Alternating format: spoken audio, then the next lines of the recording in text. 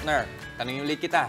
Nakaisip ka na ba ng ireregalo mo sa mga inaanak mo ngayong Pasko? O nakabili na? Maaga ako mamili. November pa lang. Tapos na. Ako ni isa wala pa. Ngayon, kung hindi pa, subukan nyo mag-ikot dito sa Tutuban kasi murang-mura raw ang pangregalo doon. Samahan nating mag-Christmas shopping ang ating weekend buddy na si Mondi Lopez. Ngayong weekend, detective muna ang peg ko. Ang aking espesyal na misyon, pasyalan ng Tutuban Night Market. Welcome to Oplan Tutuban!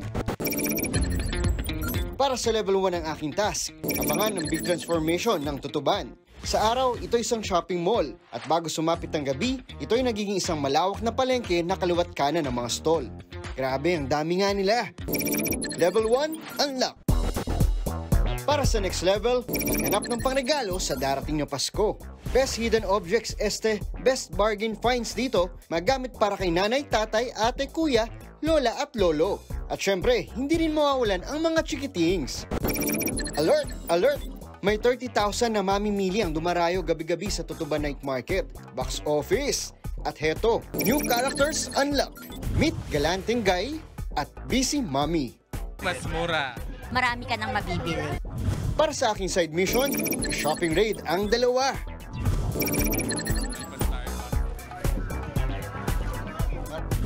Magaling, magaling.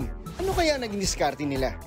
Tipid tips. Number 1, maghanap muna, magtanong-tanong, and then huwag mahiyang tumawad. Let's go! Level 2, unlock. Level 3, task ongoing. Alamin ang hidden treasures ng Tutuban. Tutuban, nanggaling ito sa salitang yung sound ng tren, kung tut-tut, and yung salitang tuba. Kasi dati, ang Tutuban ay isang coconut farm na sikat sa paggawa ng tuba. Pero teka, may isa pang itinatagong yaman ng Tutuban. Sino mag-aakala na kaba ng Tutuban Night Market na ito ay dati palang station ng tren? At dito sa likod na to, dito mismo nag-aabang, naghihintay ang mga pasahero ng tren noon. Pero ngayon, di ba, isa na siyang pamilihan. Kilala ito bilang Tutuban Train Station noon na kumukonek sa ilang probinsya ng Northern Luzon. Sa katunayan, naging bahagi ito ng kauna-unahang railway system ng bansa, ang Manila-Dagupan Line. Road to Level 4, bisitahin ang dating train station.